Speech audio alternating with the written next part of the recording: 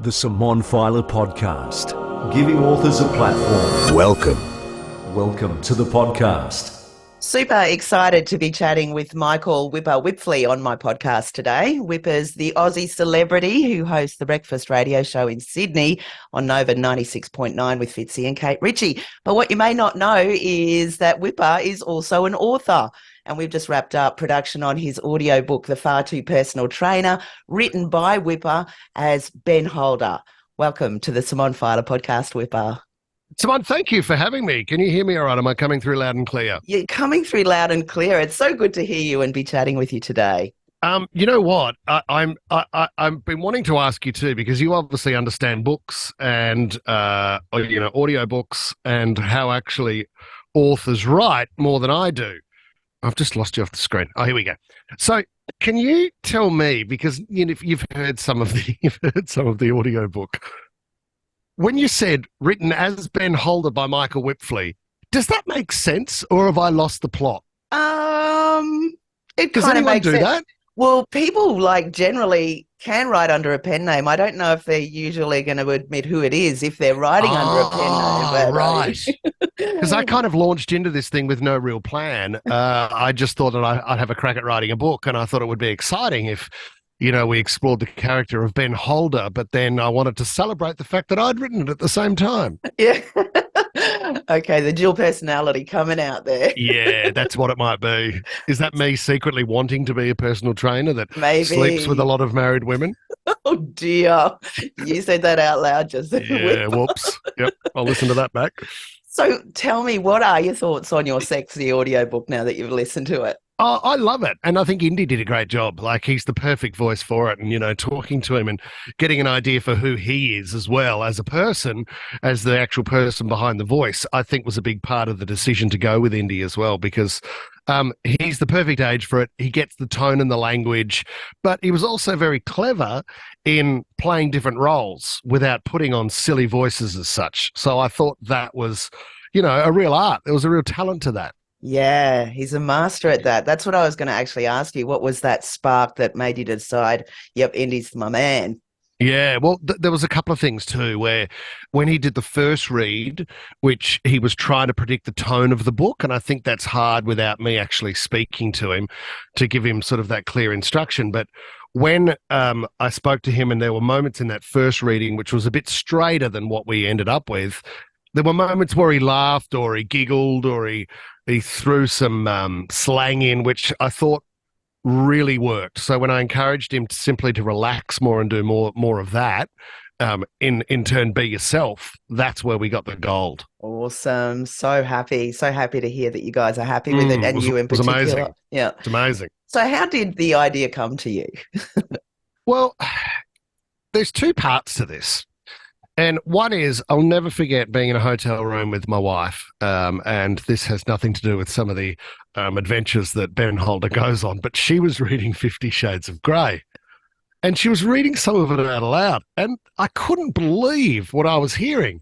But then I picked up on a few other conversations with groups of women going, how great is this 50 Shades of Grey? And I thought, it can't be that hard to write an erotic novel. And, there's many parts to this, because I didn't plan as such on doing this. I didn't sit down and every story, my understanding of storytelling through basic radio is that you've got to start, a middle, and the end. And as you go through and the characters develop, you pick up little nuances through the characters that you carry through as different narratives and sort of an A storyline and a B storyline and a C, and you can structure things like that. And I kind of made it up as I went along. I wanted it to be a good story. I wanted to have the sexy parts in there as well, but I wanted it to be funny and entertaining and have a bit of me in it too. It's all of that. Hey, it's really, I'm giving you a highly commended. It's really well written. Oh, thank you. The characters are really well developed.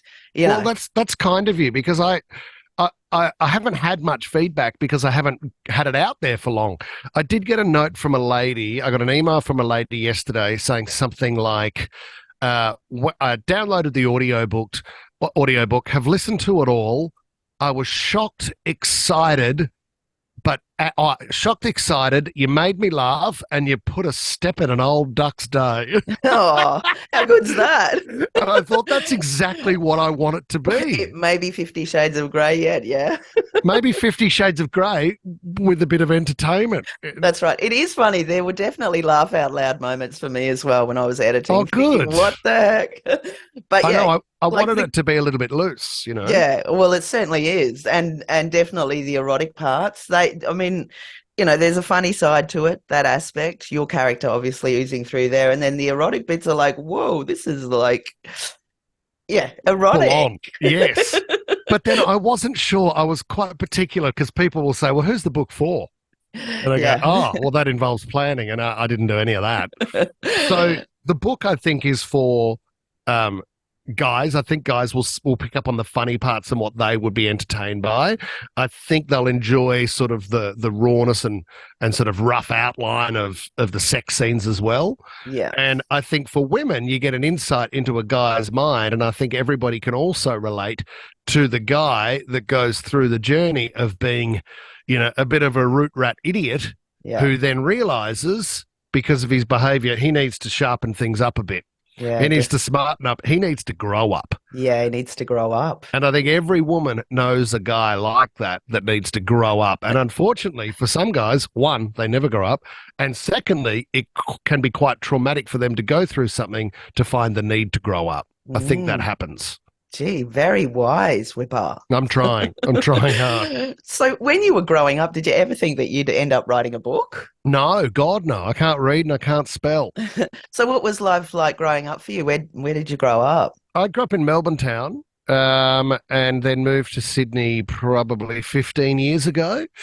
So that's Sydney's home now, and we've got the kids and 3 kids and a wife and, the picket fence, and we haven't got the dog yet. We're working on that. Awesome. But that'll be complete. But yeah, my family, what makes me laugh too about this book is my family, we didn't really discuss anything sexual or of that nature. I think I've got 2 sisters, and I think Mum and my 2 sisters talk as women, but Dad and I we never discuss any of that sort of stuff. Right. I remember being in love with this girl, and she kissed someone else. Oh. And I was sitting at home on the couch one day, and Dad said, "What's wrong?" And I said, "Oh, so-and-so's kissed another person. It just doesn't sit too well with me." And Dad said, "Right, well, you need to sit her down and you need to say to her, do you want to dance with me or do you want to dance elsewhere?" Oh, so old school. That's beautiful. That's when I probably thought, I don't reckon I'll have too many more romance-based conversations with Dad. The basics are there, but then you're right, it sort of ages badly. So what are their thoughts on the book? Have they either read it or listened to it? Do you know what's interesting? Mum has cracked it. She has said, well, I'm buying the book. And I said, well, you're not buying the book because you don't need to buy the book because I can give you the book. But there's a rule. I will not give you the book. This is not for your eyes and not for your ears. Oh, really? So I said that. And then I had my sister say, well, when are you giving me the copy of the book? I said, I'm not giving you a copy of the book. It's not for sisters either. In fact, it's not for anybody who knows me personally. Right. But I think, and you would understand this, you would understand that you can't listen or read the book and think, oh, that's from his private life, because it's not. And in a murder mystery, if the story is written as the murderer, they're not a murderer in real life. So you can't, I don't want anybody to read these moments of intimacy and think, oh, is that what he does? Or is that what he's experienced? Or if an ex-girlfriend was reading the book and thinking, he didn't do that with me? Or is that about me? No, it's not. No, it's not. That's good that you've clarified that. It's about your sister. Yeah. But people are going to think things anyway, so you can't stop that. You know what I mean? Yeah, that is an interesting point. I can only control what I can control. That's so exactly right. If people want their minds to run, then let that be their mind running, and I'll just stand over here in the corner. Well, hopefully they'll give you credibility for whatever it is, whether they're thinking it was you or, whoever it was you were with or someone you knew. Now that you know the story and that you've heard the audio, can you tell me, Can you just, Come on, then. I want someone to say it's worth a listen. It's definitely worth a listen. I think I said that on the radio when I was on there with you. Yeah, you did. You did. It is really, like, it's very comical. There's some really like I said, I was editing it and I had to stop and laugh. Oh, that's good. And then listen to it again and laugh again. So there's some, really good laugh out loud bits. Like I said, the erotica is really full on and it's like, whoa, we're going there. Yeah. But your character development, Wippa, particularly with Mono and Ben, they're just really strong characters. They're really relatable. And, I saw it from my perspective being a woman. I mean, I can imagine guys, I know guys like that. So how they behave. Yeah, I think you've done an outstanding job and it's definitely worth a listen, It's very kind. You need to sort of say, you need to wear that now, Wippa. You're an author, mate. You've done this thing. You know what I'm saying? Do you know what? We were talking and we had a meeting the other day and it was about in January, the show normally goes to LA for a G'day USA. So we go over there, it's a black tie event and we fill the week and we broadcast from LA for the week and we fill it full of stars and celebrities and all of the stuff that goes with it. Anyway, the conversation was, well, what else are we going to do in LA? Got any ideas? What can we do in LA that's interesting? And I went, we have to turn the book into a script. Into a movie. I'll sit down with movie producers and go, this is the movie you've all been needing. This is what you're yelling out for. Set in Australia, a guy, Ben Holder, good-looking rooster, loves the ladies. It would be a great show. It definitely would. It's kind of giving 10 Things I Hate About You vibe. That sort of, like it does a bit, doesn't it? An Aussie version. Yeah, very cool idea. I'm no doubt. There's a very wide age gap of people that would love a movie like that. Definitely aiming high, Wippa. Got to aim high. Must aim high. Yeah. Very cool. So anyway, I wanted to ask you did mention Ben Holder, the whole thing before, but why did you choose, firstly, to go with Ben Holder, and why that name? And, why didn't you just say, this is me, I'm writing it? I think at the start I'd planned on releasing it without a name attached, without an author attached to it. And the idea was going to be that imagine if I could almost leak this into society or infiltrate the good minds with this book and create sort of the mystery around who could have possibly written this. I think that's what I was thinking to start with. Right. And then as it sort of developed, and because it was so long ago between when I finished it to when we released it, that's where I found that it's almost more entertaining now that I sat on it for so long and did nothing, that there's a story in itself there, the back end sort of behind the fourth wall of the guy who thought he could write it, and all of a sudden 8-10 years later there's a story in him now releasing it. So I think that's why it was initially written as Ben Holder, but at the same time I think, as you would know, I don't read a lot. So I don't really know the art of storytelling or how you write with, let's say he said, she said, right? Yeah. So when you read the book, it's like he's got a camera in front of him and he's talking to the camera. So it's like there's a camera following around. So when he's talking to you. He's talking to the reader the whole time. Yeah. Well, I certainly picked that up in the audio. I felt like he had a microphone. Yeah, and that's why it was sort of a little bit different. But yeah, to start with, I hadn't planned on releasing it with my name attached to it. So I think that's why Ben Holder came around. So when was that point when you decided, I'm going to tell people it was me, I'm going to do this? Oh, probably not that long ago, maybe a year ago. Okay. Because we thought, you know what, we've got something really entertaining here. We've got something really entertaining for the radio show. Yes, there are raunchy parts, but we can control what parts make it to air. Yeah. So we can control the elements of it. And I think the story around this guy wanting to write the next 50 Shades, an Aussie bloke who wants to write the next 50 Shades, I think there's interest in that. So that's where I thought, you know what, we're just going to own this thing and see how far we can run with it. Awesome. It's really cool that the radio station and your team there have got behind you as well. What are their thoughts on they sound like they love it, but have they said to you, what they really think? Do you know what's interesting? I look at the list of purchases that come through, the purchase orders. Ryan Fitzgerald, Fitzy, Right. missing, have not seen one. So I made sure his wife got a copy. And then yesterday I filled out an order for Kate Ritchie. And then another order came through for Kate Ritchie's sister, Right. which was awesome. Then I got a message slid into my DMs, which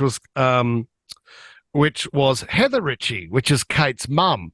So I'm going to make sure I send her a copy just to annoy Kate. So there's been a lot of love and support there. She's been amazing. She's been the project manager. Yeah, that's so awesome. Yeah. Congratulations. A lot of fun.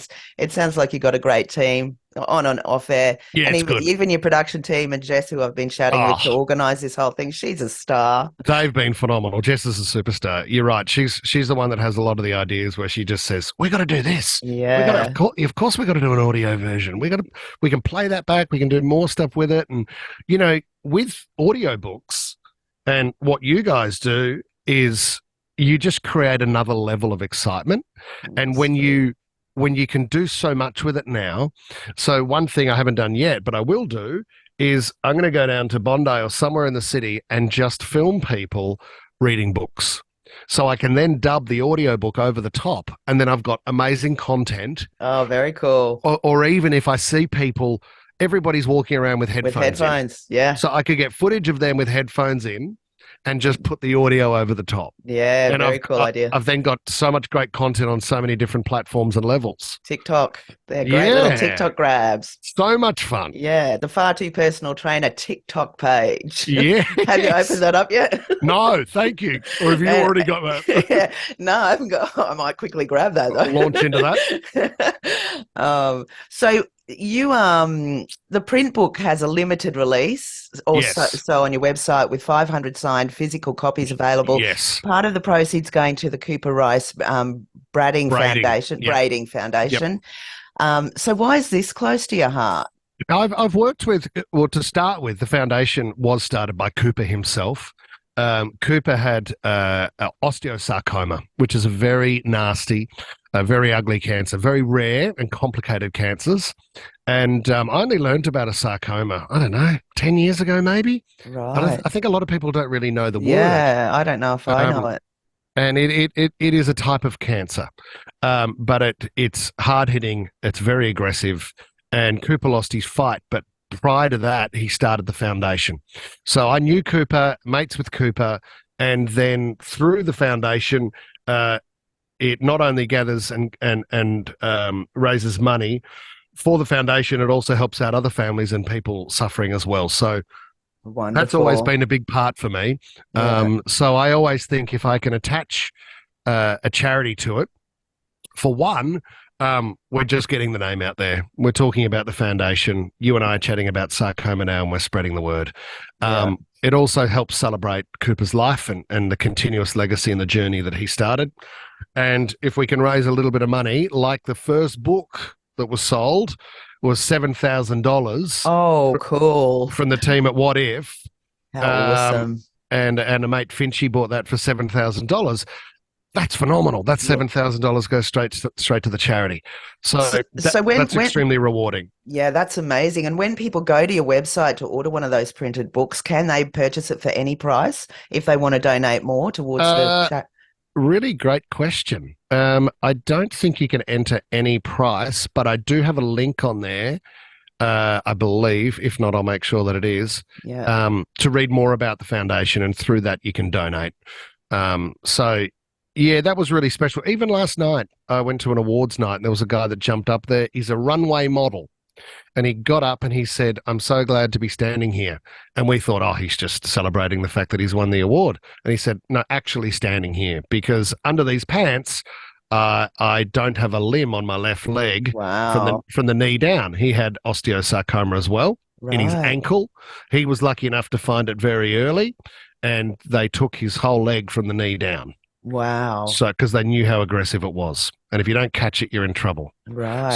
So I went and introduced myself, and he said, I know so much about you because Tanya, who was Cooper's mother, who runs the foundation, said, has spoken about me to the gentleman I met last night. So it was just, the community's there and everybody works really hard together. Yeah. If people want to find out more information, the website is crbf.org.au. Spot on. Thank you so much for that. Thank you for that inclusion. Yeah, my pleasure. My pleasure. And it's like I said, it's really fun talking to you. So now I want to know, you've written your first installment. You're an author. It's a real thing, an authority actually being an author. I don't know what your subject is, whether it's been honor or erotic. Let's call it storytelling. Eroticism. Yeah, storytelling, that's it. Storytelling. So have you any plans on a sequel or maybe even a prequel or maybe another book entirely? Do you know what? I really enjoyed, and I think anybody that might be listening right now and have thought about writing a book before, it's a great creative process. Like, it's extremely rewarding, and it's great to creatively do something by yourself where you don't need a committee, you don't need family members, you don't need anybody else involved. You can create a world in your space, in your time, and do whatever you want in there. And I think that's why I love Bunnings so much as well. I walk in there and I think everything in this store is a blank canvas. You can make anything out of what's here. You can do that as well because you have your own mind, you have your own creative outlet. Get into it. So I really enjoy. They're really good words. So true. Yeah, it is. You can create any world with creatures that have never been created before, that do things that have never been done before, and you've got total control over that. Yeah. And take it anywhere you want. And that's the freedom that your own mind has. Yeah. So to have something that you have that creative outlet, I think is extremely rewarding. So if anybody's thought about it and thinks maybe, I can't do that. Well, yes, you can. Have a crack at it and have a swing. Yeah. I say this a lot. Apparently, I think the statistics are still quite similar, but people that actually endeavour to write a book, of all those people, only about 2% actually end up published. Do they really? Yeah. So, I mean, you're in a class of your own to actually see it right. Published or self-published?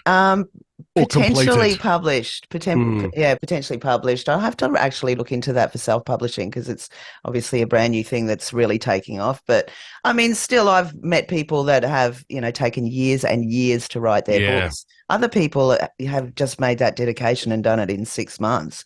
I've worked with people where I think, well, you did all of that in 6 months. Like that's discipline. Because, the other thing too, a mate of mine who works here at Nova, he'd done a course. It was like a motivational course or something. I'm not sure what it actually was, but he said, if you wrote 1,000 words a day for 30 days, the numbers are obvious. You've got yourself a small book there.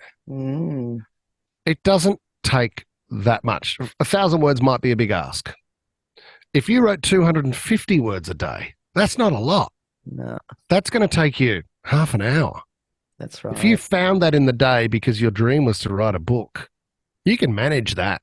Yeah. And as you continue on through it, it won't feel like a job or a task. It'll become a great outlet for you where you find yourself looking forward to that half an hour because what you explored the day before was somewhere you never thought you'd be. So that's going to continue to drive you forward and make that your special time in the day, almost like meditation. Yeah. It'll be a moment and an outlet where you're really excited for that moment where it's just you doing what you want to do. Yeah. I also, further to that meditation, I've worked with a lot of authors on their audiobooks, and a lot of them have said, particularly that do write stories rather than on their businesses or on the self-help or leadership or whatever, that they felt like they were being driven by something beyond themselves. It was like the words were just coming. How did that sit with you? Sometimes it just flew. Sometimes it felt like it was just taking off. And when you talk about writing a story too, and the nuances of the character and the narrative, I think you find naturally they come together because anybody that's writing a book has a certain level of life experience. So you kind of understand the flow of life. And I think when they come together, those are those moments where it just feels like all of a sudden this is making sense. For people that run marathons, they talk about, what do they call it? It's like a period you go through. It's like float time or something where you don't feel like you're running anymore. You just feel like for 10 Ks out of that 42, you just float through it. Wow. Like something else is carrying you. And that's kind of the same sort of feeling when all the pieces come together. You just know that it now feels like it has purpose. That must be such a cool feeling. Some days were just like, wow, I would be energized by it. Oh, awesome. I think that's the exciting part too, which is a feeling and something I thought I would never have through the process. I don't think anybody writes a book going, oh, can't wait for that floating feel. No.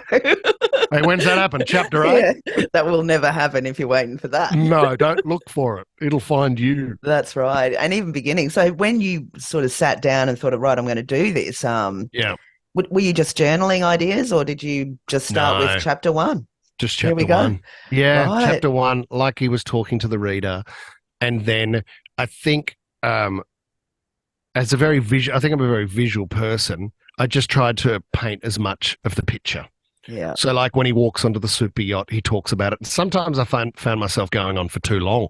No. Almost did you get it edited or did you? Yeah, I did. I found someone online. Right. Because I never thought at any point that you went on too long about anything. Didn't it was you? all, yeah. And I could see like all the places where he was, even in the gym and yeah, you could see it. I could see it in my mind's eye. So yeah. Oh, that's good. Yeah, you got that down. And Indey then obviously in the audiobook conveyed it through, his voice. There was a rough edit in there too, which was my own fault because there's a time where he meets a girl, Mia, at the gym. Right. And then Mia, I don't want to give too much of the story away. Yeah, don't. Mia is linked to another character in there. But he doesn't have sex in the gym with Mia. Right. But originally he did. Oh. But then having looked at the book, further down the track in the book, he references hooking up with Mia. So I've cut the sex scene out, but then I've left out to Oh, whoa. So if anybody's confused to what happened with Mia, I did not even pick that up. Oh, that's good.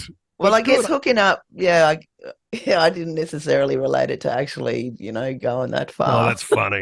We just hooked up. We just chatted in the gym. Yeah, we hooked up. Whatever happened. Yeah, awesome. Okay, and so then you got it to audiobook. How did you find your experience working with myself and Indey?